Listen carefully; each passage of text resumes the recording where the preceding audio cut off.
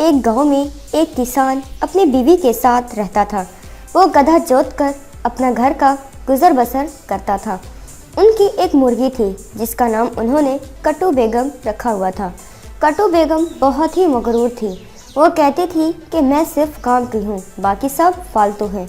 मुर्गी ने अंडे देना शुरू किए। जब वो अंडा दे देती तो घर को सर पर उठा लेती, कहती मैं ही इस घर में सिर्फ काम की हूँ, बाकी तो सब फालतू हैं। एक दिन किसान की बीवी ने देखा कि मुर्गी कुड़क हो गई है। उसने बाजार से अंडे लेकर मुर्गी के नीचे दिए। कट्टू बेगम ने अंडों से बच्चे निकाले। एक दिन कट्टू बेगम अपने बच्चों को दाना खिला रही थी कि उसने देखा कि एक बिल्ली हाथ लगाए बैठी है। कट्टू बेगम ने देखकर चिल्लाना शुरू किया। कट्टू बेगम की आवाज़ सुनकर पास बैठा किसान का कुत्ता, जिसका नाम डब्बू था, कट्टू बेगम की तरफ भागा और भौंकना शुरू कर दिया। डब्बू की आवाज़ सुनकर बिल्ली भाग गई और किसान की बीवी भी डब्बू की आवाज़ सुनकर आई और कट्टू बेगम और उन बच्चों को डब्बे में बंद किया। तो कट्टू बेगम ने सांस लिया और कहने लगी, नहीं, मैं तो समझती थी ये डब्बू और ये चंदू घोड़ा दोनों ही निखट्टू हैं, किसी काम के नहीं है, पर ये डब्बू तो बड़े काम का है। अगर ये ना होता तो पता नहीं क्या होता। इसने तो बिल्ली को भगा दिया, मगर ये चंदू नगेड़ो तो बिल्कुल फालतू है। ये तो मुझे एक आंख नहीं भाता। इसी तरह दिन गुजरते गए। किसान अपने गधे, जिसका नाम चंदू था, उस पर सामान लादकर शहर बेच आता और घर के लिए सामान वगैरह लाता, जिसमें कट्टू बेगम का दाना दुनका भी होता।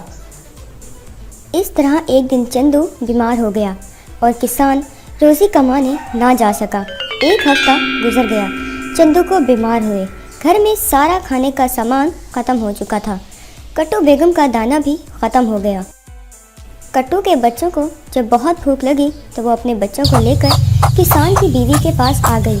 ऐसे कुटकुट करने लगी जैसे कहती हो कि मेरे चूजे भूखे हैं। तो किसान की बीवी ने ये देखकर कहा, अरे कहाँ से लाऊं दाना?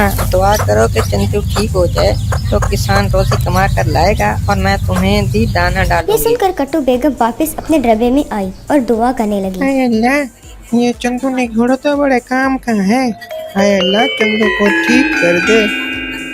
सुबह जब कट्टू बेगम अपने चूजों को घास फूस खिलाने के लिए तलाश कर रही थी तो उसने देखा कि किसान चंदू को शहर ले जाने के लिए जोत रहा था। तो कट्टू ने शुक्र अदा किया।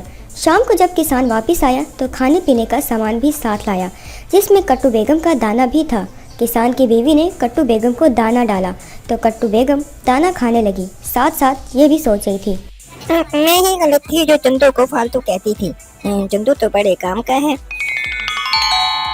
तो दोस्तों, हमें इस कहानी से ये सीख मिलती है कि इस दुनिया में कोई भी चीज़ फालतू नहीं, हर चीज़ का कोई ना कोई मकसद होता है।